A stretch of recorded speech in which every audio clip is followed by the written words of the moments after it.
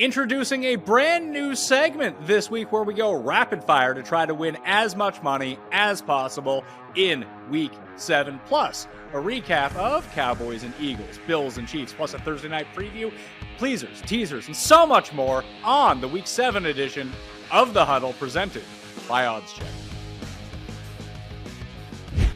Nothing has changed. I remain Pat Mayo here again with Ross Tucker, Pam Maldonado, and Brian Matthews to break down the Week 7 slate and even look back just a little bit to Week 6 and see what that can tell us about where we want to wager moving forward. And we'll start with the Sunday night game that had the Cowboys at the Eagles. The Eagles came through with a beautiful drive at the end of the game. If you were an Eagles bettor, you still had to sweat a 59-yard field goal attempt to make sure that your cover came through. Fortunately, it did. I was on the other side, so I lost money on that game. But I do want to talk about how far this can go with the Eagles. They're currently undefeated. They're 13-1 plus 1,300 to go undefeated the rest of the season.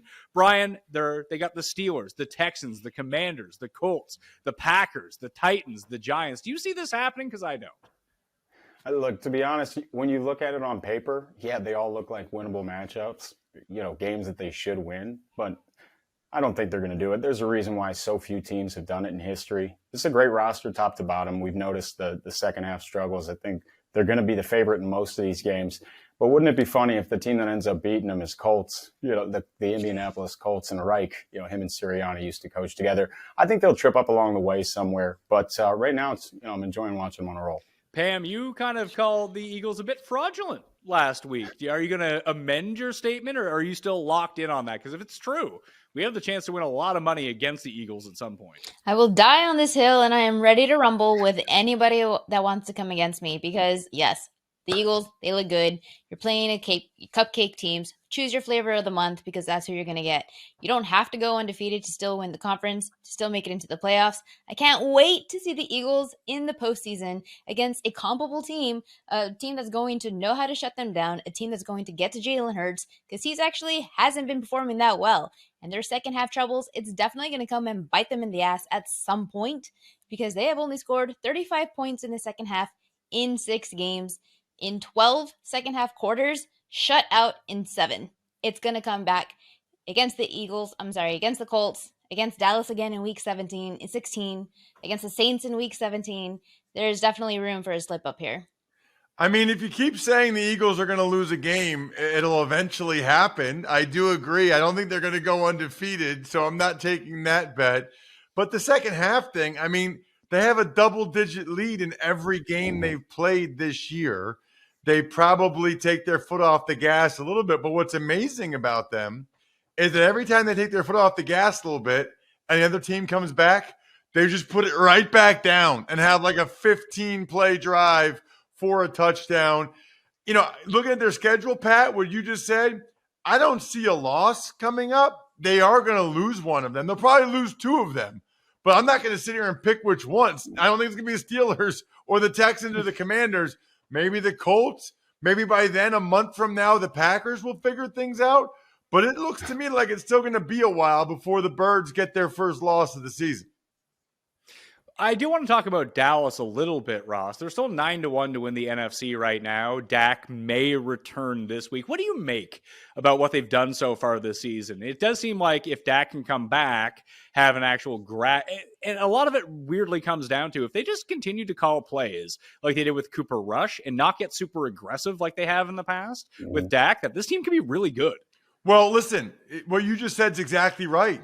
They have their formula now, and they should stick with it. I thought their offensive line was really impressive in the second half against the Eagles. They did a great job.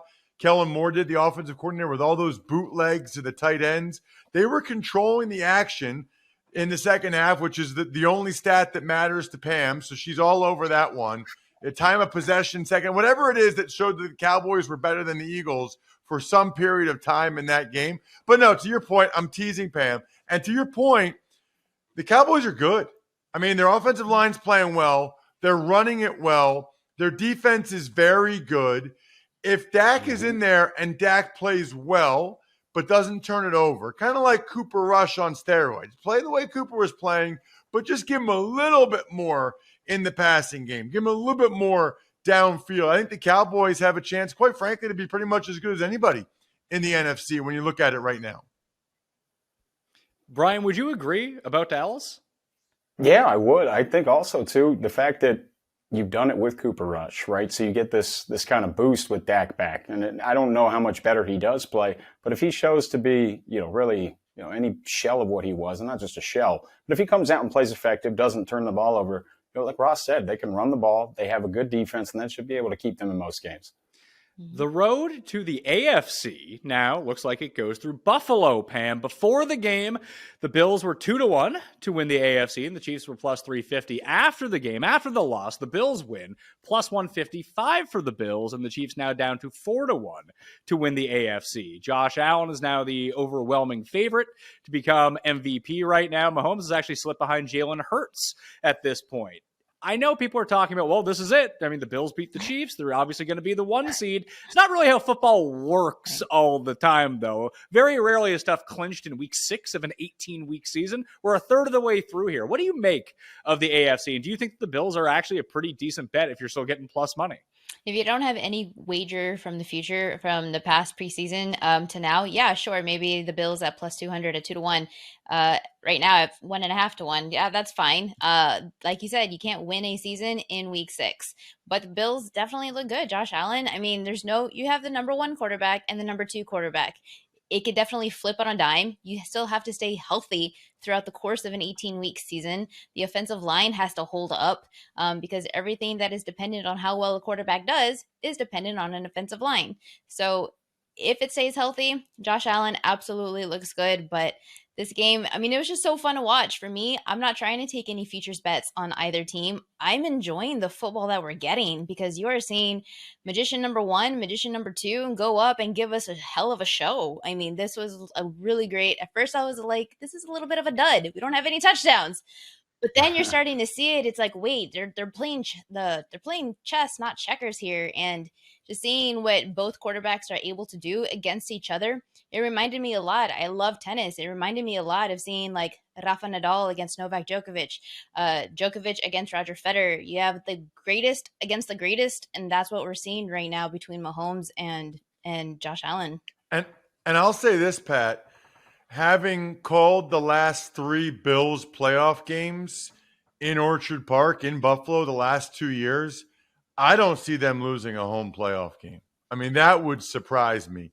Now, whether or not they actually get home field advantage, that's a different question. Because remember, last year, they beat the Chiefs convincingly and then donked off games against teams like Jacksonville and other squads later in the year, which cost them the chance to have home field advantage. But those games, because I've been up there in Buffalo, wow. I mean, good luck. I don't care if it's Mahomes or anybody. Good luck going to Buffalo, Western New York in January and beating this Bills squad. That's why yesterday, or Sunday's game, I should say, was so significant and why it did matter, because it does give them the inside track to get home field advantage. But this time they got to make sure they actually secure it. Well, I think there's 2 things that are going on with the Bills right now. I think Von Miller was definitely more of the biggest playmaker of that game. That's probably going under the radar just because we had Mahomes against Allen. But he had 2 sacks to Mahomes, and he just made a huge, significant difference. This pass rush for the Bills, I mean, they forced Mahomes to make some really difficult throws. And another thing that I've noticed is they're knowing how the offensive coordinator is knowing how to utilize Josh Allen in the run game. They know when to pull back. They know when to implement it. And that's been the difference from last year. Let him run loose. And this year it's a little bit, no, let's keep it contained. And we know when to pull it out when we need it. Brian, yeah, I was going to say, Brian, I just want to interject for a second and ask you, was there anything more obvious with all the money on the over that the under was like a lock of the century? No, nothing. Should have known that right away. So do you agree with the Bills and everything is going to have to run through Buffalo? And if that's the case, do you agree with Ross that it's going to be tough for anyone now? I agree. I think this was an important game to see. I think the defense is really what separates Buffalo from the rest. And obviously we saw the game played out. There's not an enormous separation between the two, but I'd still give the edge to Buffalo. I said this a few weeks back based on their defense. Von Miller is a playmaker. You have Poyer. You've got playmakers all over that defense. I think Josh Allen is really good right now at saying, okay, here's when I go pick up the tough yards, pull the ball down and run it. And he's able to find his playmakers. So I really do like Buffalo. I think they're the team to beat. And if they are able to clinch home field advantage in the playoffs, that cold atmosphere up there with those raucous fans is it's going to be something difficult to overtake. Mm-hmm. Well, that's what happened in week 6, at least the biggest headlines. Let's move to week 7. We'll go to Thursday Night Football. We have the Cardinals traveling to New Orleans to battle the Saints. I don't even know who's going to play quarterback for the Saints at this point, because I assumed it would be Dalton, but now he has a back injury. We'll see if Jameis ends up coming through. Probably no Michael Thomas, no Jarvis Landry. Olave might be back for the Saints. And that's just on the Saints side of the ball. On the Cardinals side of the ball, we definitely do not have Marquise Brown. Hollywood is out for 4 to 6 weeks. They do trade for Robbie Anderson, but he'll be in a limited package. Probably no James Conner, no Darrell Williams. So we'll get Eno Benjamin starting at running back once again. And the return of DeAndre Hopkins is expected for this game. Is he going to run in full complement of snaps? No idea. A lot of question marks in the air for this Thursday night game. However, Brian, this is the one I'm the most excited for just to watch since Chargers-Chiefs in week 2. Yeah, look, I mean, I guess that doesn't say a whole lot, but at least this does look to be a pretty appetizing game as far as what I'm looking at. When I look at the matchup, again, there's going to be so many pieces out. Marshawn Lattimore, too, another huge piece that might be gone for the Saints this week. As strange as it is to say, because I was on Cliff Kingsbury, to be the first coach fired, I actually kind of like Arizona in this one. I think they're due for a bounce back. I don't know who's healthy right now on New Orleans, but they have so many critical pieces that are missing. What do you think, Ross, is the most important part of this game? Do you think it is because Arizona's defense isn't very good. It's quite mediocre, and their offense kind of looks the same way. Is the best unit in this game the Saints defense? Yeah, but even they're not that good. The Saints defense has been very disappointing. They missed C.J. Gardner-Johnson. They look slow on the back end. Their front seven is – I think you can make a strong argument that these are two of the most disappointing teams in the entire league. It feels to me like a very close game, which is why I think the play in this one – I know we get to our teasers later in the show, but I think the play in this one is to tease the Saints up to 7.5. I think there's a decent chance the Saints win the game, but even if they lose, the Cardinals can't score points, which is a big part of it. So low-scoring game, the value you get from teasing the Saints from 1.5 up to 7.5 is even more valuable. So give me the Saints as a teaser leg all day. And Ross, keep in mind over the last 3 weeks, the Saints last 3 opponents, they've given up 90 points, so 30 points a game. So I know we talk about the Saints defense, they have solid numbers, but I look at them and I think they're not as strong, maybe living on a past reputation. Yeah, but then you have the Seahawks defense who gave up 45 points to the Lions. They gave up another 39 to the Saints. And Kyler Murray, who threw for only 4 yards per pass, was able to put up 9 against the worst defense in the NFL. It was atrocious. And how much of it is it that you don't have DeAndre Hopkins? You can only use that excuse for so long. Is it the coaching? Is it the marriage? Are they having trouble there between Kyler Murray and Kingsbury? But your Kyler Murray's averaging 5.8 yards per pass attempt. He's 30th in touchdown rate. This offense is atrocious, and they're a favorite. You can't ever back them in a home spot like this. Yeah, I misspoke a little bit earlier. I said it was Cardinals at Saints. It's at Saints at Cardinals in this game. Week 7's got me all jumbled up. Ross, I do want to throw this to you. Is Kyler Murray any good? Because Call of Duty's coming out this week too, and that might create real problems for him. Yeah, I didn't even realize that till I saw the notes from our crack staff at OddsChecker. My mind is blown right now. Short week of preparation and the new Call of Duty is out. Does that mean it's even less preparation for Kyler Murray? Or does he look at it and say, I'm going to cram these next couple of days, nail the game on Thursday night, and then just have all weekend for Call of Duty? I don't know the answer to that. We're about to find out. Maybe he can do a good job of setting aside the Call of Duty till after the game on Thursday night. Look, his comments, his quotes don't sound good about this being the worst it's been since his rookie year. I will say this. I am convinced that no one on earth has ever moved their feet faster than Kyler Murray. I'm not saying he's the fastest guy because his strides are in place. Watch a Cardinals game and just watch his feet. They're like this.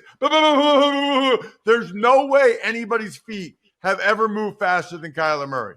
Unfortunately, pitter-patter feet don't translate to points. So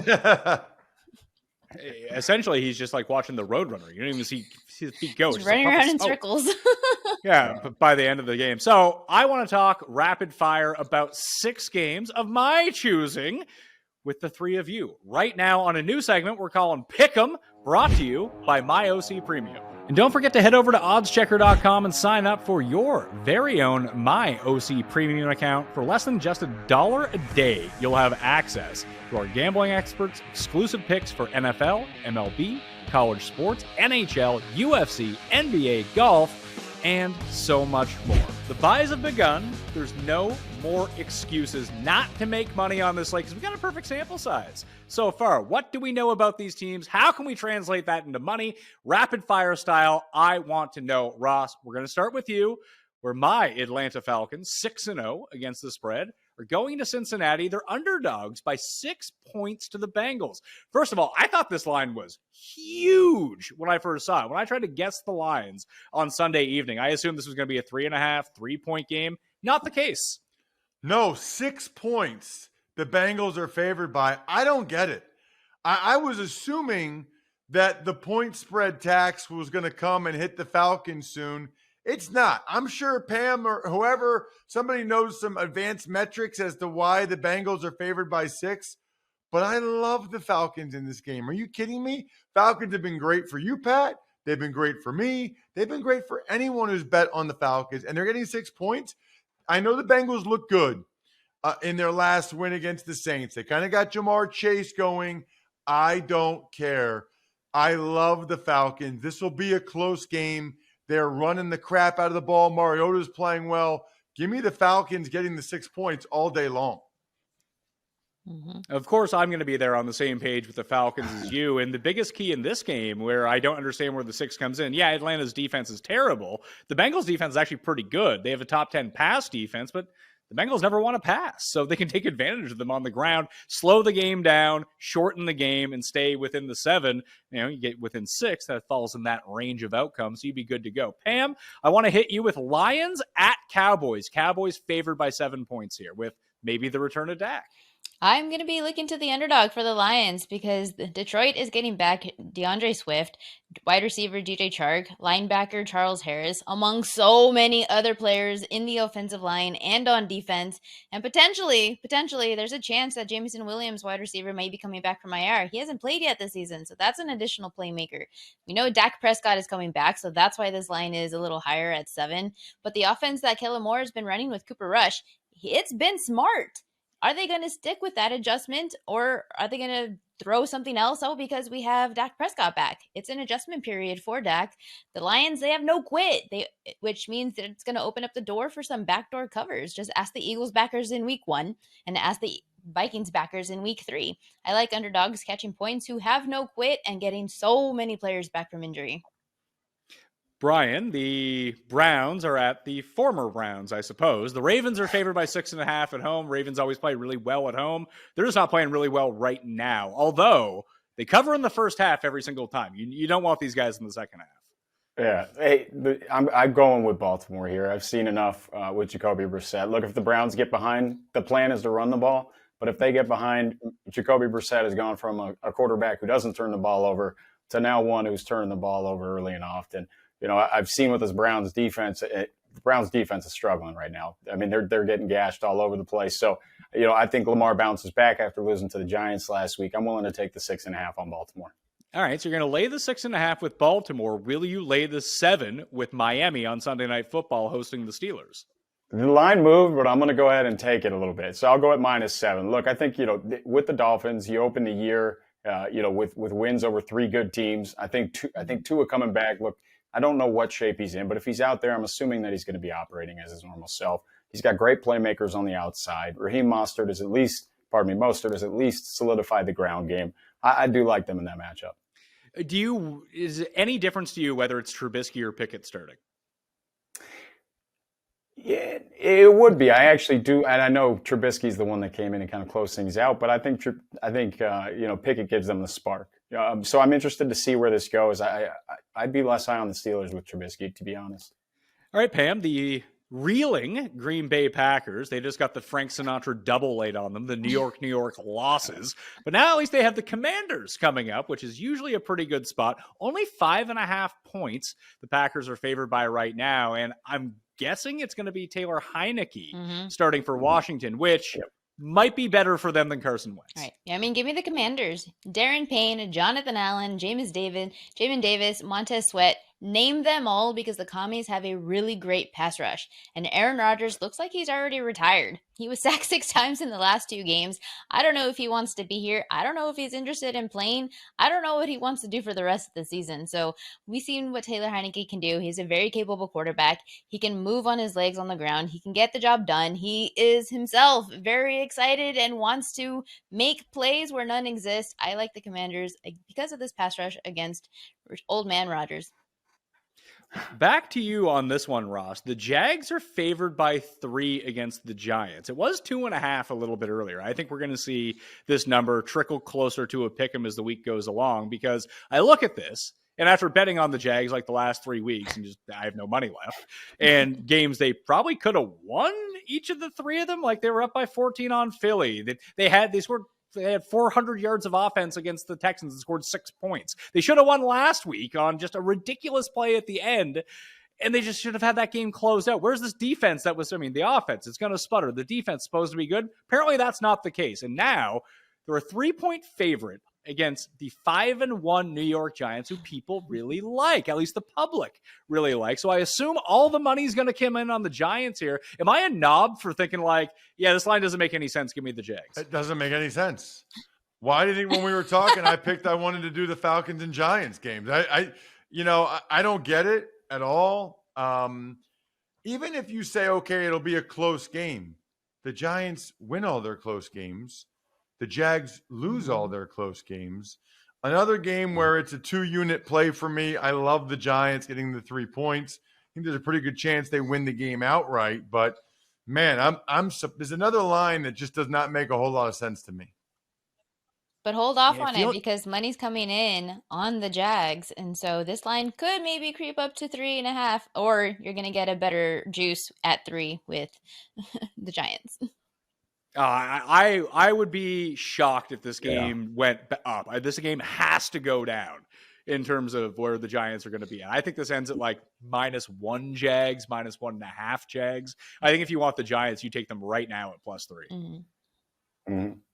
All right, well, let's talk about teasers and pleasers, because, Ross, that might be the game to tease up, right?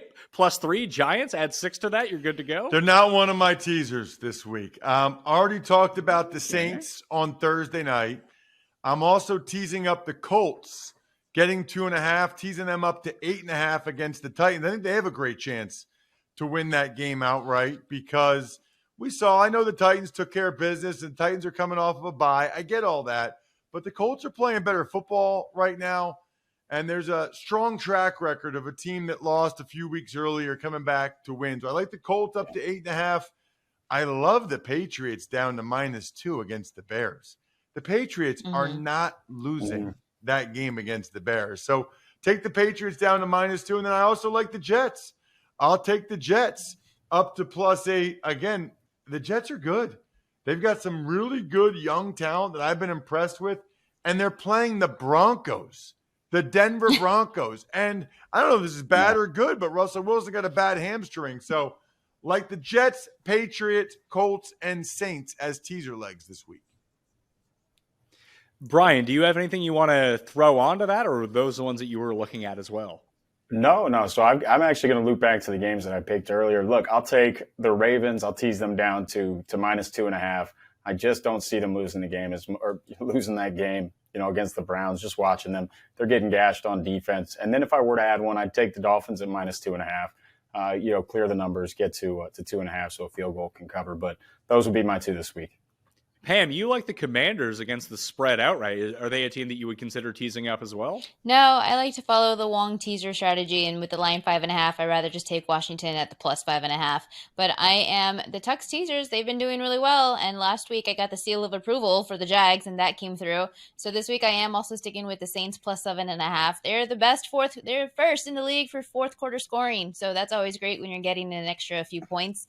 The Jets +8.5, I fully agree that Denver Broncos and Russell Wilson, who may or may not be broken, and they cannot score. They physically just cannot score. They don't know how. It's the defense. And then the Patriots -2.5. I love them at home. This is a super under the radar team that is really good. And still, I think maybe, I know the spread is 8.5, but I still see undervalued here in my opinion. So yeah, Saints, Jets, Patriots. Those are the 3 teasers that I like.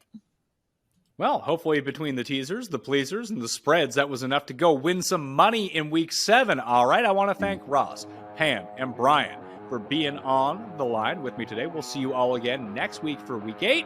And until then, I'm Pat Mayo. And before I let you go, I wanted to tell you about the Spread Challenge, our way of giving you a chance to win $100 on us by simply predicting 3 spreads correctly.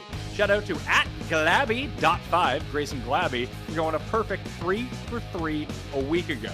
There are 3 free and easy steps to get involved. First, you must follow our Instagram page @OddsChecker-US. Next, find and like our pinned post with all of the week's spreads. Then the hard part.